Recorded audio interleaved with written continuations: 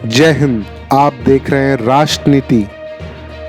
Programme है और आज जो दुनिया की स्थिति है वसुधा की, वो हम सबके सामने है और प्रेस तो ज़्यादा ही इसके बारे में हम सबको सूचना देता रहता है कि आज स्थिति दुनिया की जलवायु बहुत तेज़ी से विषाक्त होती जा रही है और वातावरण में आपका पोल्यूशन बढ़ता जा रहा है। सारे दुनिया में एमिशन ऑफ गैसेस बढ़ रहा है क्योंकि इंडस्ट्री बहुत तेज़ी से बढ़ रही है और जितना इंडस्ट्री बढ़ती है उतना ही धुआं निकलता है। जो गैसेस होती हैं वो बड़ी हानिकारक होती हैं और वो हवा में मिल जाती हैं और हवा में मिल जाने के कारण उसके तरह तरह के रोग उत्पन्न होते हैं। इसके अलावा अति जलवृष्टि या सूखा, ये आज दुनिया में आप देख रहे हैं, या तो कहीं सूखा है और तो कहीं अतिवृष्टि है और वातावरण बहुत ज़्यादा एनवायरनमेंट ग्लोबल वार्मिंग हो रही है, तो वातावरण काफ़ी गर्म होता जा रहा है और बर्फ़ पिघल रही है, तो इसकी वजह से तमाम समस्याएं पैदा हो गई हैं। इस सब का कारण है ज़्यादा से ज़्यादा डिफॉरेस्टेशन, बहुत सारे पेड़ों का कटान। बहुत सारे देशों में पेड़ बड़ी भारी तादाद में काट दिए गए हैं, इसलिए कि उन्हें कॉमर्शियल यूज़ के लिए पेड़ों की ज़रूरत है। लेकिन एक पेड़ काटें तो 10 पेड़ लगने चाहिए, वो नहीं लगे। और आज है क्या स्थिति दुनिया में कि 10 पेड़ काटे जा रहे और एक पेड़ लग रहा है। इस स्थिति से काम हो रहा है, तो पेड़ ज़्यादा से ज़्यादा लगने चाहिए, 10 गुने ज़्यादा लगने चाहिए और जो लग रहे हैं, और जो जलवायु है उसको कंट्रोल करना चाहिए। तो ये जो संभव है तभी जबकि वर्ल्ड की गवर्नमेंट हो, वर्ल्ड की पार्लियामेंट हो, जिसके लिए हम चीफ जस्टिस की कॉन्फ्रेंस हर साल कर रहे हैं। उसका उद्देश्य यही है कि सारे वर्ल्ड के लीडर्स मिलकर एक हो जाएं और वर्ल्ड की एक पार्लियामेंट बनाएं और वर्ल्ड की एक गवर्नमेंट बनाएं। तो वो जो वर्ल्ड की गवर्नमेंट होगी वो नियंत्रित करेगी, तभी ये नियंत्रण हो पाएगा, अन्यथा ये वातावरण जिस तरह से विषाक्त होता जा रहा है उस तरह होता जाएगा। 1999 में मैंने ख़त लिखा, जो सेक्रेटरी जनरल हैं यूनाइटेड नेशंस के, मिस्टर उस समय कोफी अन्नान थे, डॉक्टर कोफी अन्नान, उनका जवाब आया।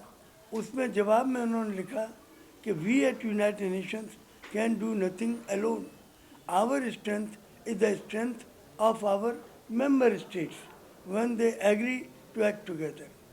उन्होंने कहा कि nations and regions look to the United Nations to protect them from hunger, disease, natural disasters or the violence whenever the task seems too big for the nations or the regions to handle alone.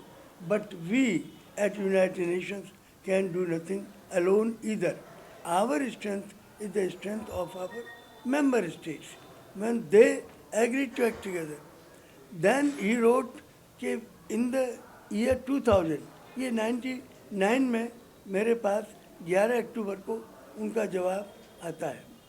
तो उन्होंने कहा कि next year in the 2000 from 6 to 8 सितंबर we are holding the millennium summit of world leaders, जिसमें कि president और prime minister ही आएंगे और वो दे विल डिसाइड।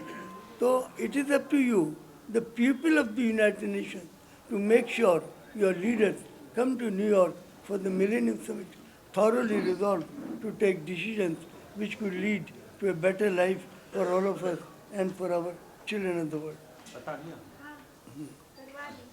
तो तभी ये संभव है जबकि ये सारे दुनिया के राष्ट्र मिल करके निर्णय करें, और वो निर्णय जो 6 से 8 सितंबर तक हुआ मिलेनियम समिट वर्ल्ड के लीडर्स का, उसमें निर्णय नहीं हो पाया और उसके बाद और कई समिट हुए, लेकिन ये निर्णय आज तक नहीं हो पाया और ये निर्णय संभव भी नहीं है। ये निर्णय तभी संभव है जबकि वर्ल्ड की गवर्नमेंट बने। तो हमारा यही मिशन है, नमस्कार, कि वर्ल्ड की गवर्नमेंट बने, वर्ल्ड की पार्लियामेंट बने और तभी ये संभव होगा कि वातावरण पर नियंत्रित किया जाए।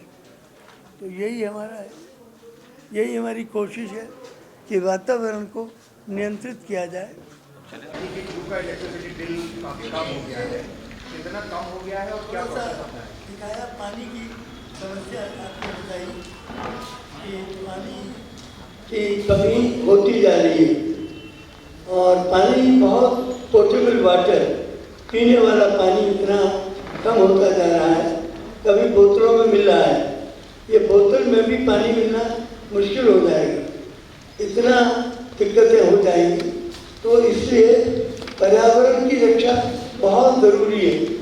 तो पर्यावरण को कैसे बचाया जाए उस पर यहाँ ये 2 दिन का सम्मेलन चल रहा है और ये बहुत ज़्यादा बच्चे इसमें हिस्सा ले रहे हैं। इसमें 12 देशों के बच्चे इसमें हिस्सा ले रहे हैं और सभी देशों की फिल्में आई हैं, लेकिन सारी फिल्में देखने में आपको बहुत समय लगेगा। अब आप कोई प्रश्न हो तो कर लीजिए, कोई भी क्वेश्चन हो तो आप कर लीजिए। जी दीदी आइए, प्रश्न है कुछ आप उसके उत्तर दीजिए।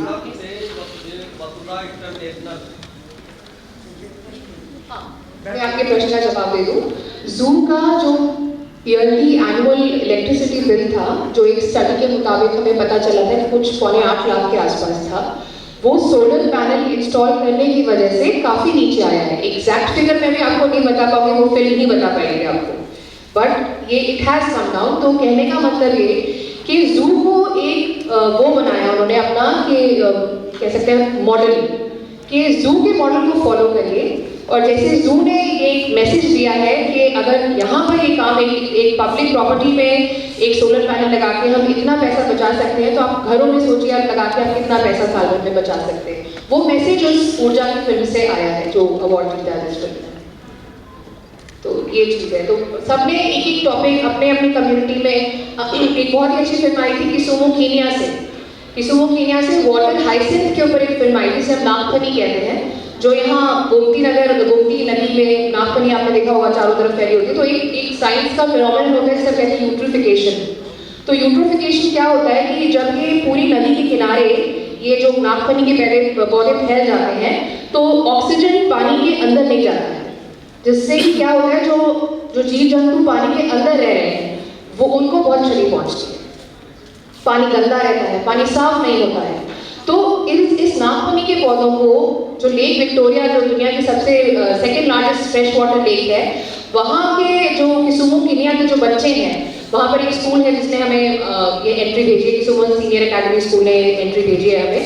तो वो लोग नागफनी के जो पौधों को है वहाँ से वो जैसे वीड आउट करते हैं ना, उखाड़ते हैं और उखाड़ के फिर उनको प्रोसेस करते हैं, उससे पेपर बनाते हैं और उस पेपर के थैले, बैग्स, वो सब उसको प्रदर्शनी लगाते हैं उसकी। तो कितनी बड़ी चीज़ है कि आपने एक पंथ दो काज किया, आपने नागफनी से भी उस जगह को विचार दिलाई और आपने एक ऐसा बायोडिग्रेडेबल चीज़ बनाई जिसे आप घर के सामान के लिए यूज़ कर सकते हैं। आप ये बताइए, इंटरनेशनल आपने ये रख रखा है, क्या भारत देश में पानी को जो कमर्शलाइज कर दिया गया है बोतल बंद पानी है जी, तो ये क्या है, आप भारत देश में ये प्रोटेस्ट करने के लिए प्रधानमंत्री या मुख्यमंत्री इस तरह से कोई बात रख रहे हैं, क्योंकि पानी का ये कमर्शलाइज भारत देश के बिल्कुल भी ठीक नहीं है। जी, इस देश में इतनी नदियाँ बहती हूँ, वहाँ पर आप जो है 20 रुपए 30 रुपए की बॉटल पानी की बिक रही है। क्या आप भारत देश के लिए यहाँ पर रुके हुए हैं कि पेट्रोल को 70 रुपये में बेचेंगे, पेट्रोल की जगह पानी को 70 रुपये में बेचेंगे? बहुत सही पॉइंट बोला आपने, बहुत ही सही पॉइंट रेज किया है आपने।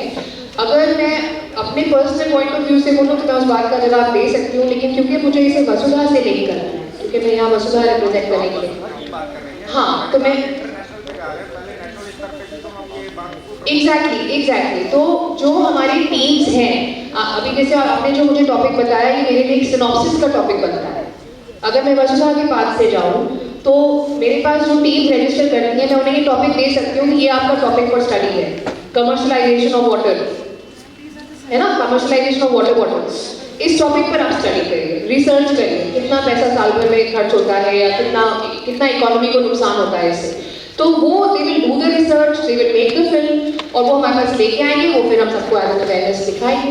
ऐसे एक टॉपिक ये भी हो सकता है कि सोलर पैनल की बात बहुत लंबे समय से चल रही है, लेकिन इतना कॉस्टली है, महंगा है, जी, ये कैसे सस्ता हो कि आम आदमी खरीदने में आ जाए, ये भी एक टॉपिक। मतलब सब्स्टिट्यूट टू सोलर पैनल आप कह रहे हैं? हाँ, substitute substances to create a solar panel that makes it cheaper, ये कह रहे हैं ना।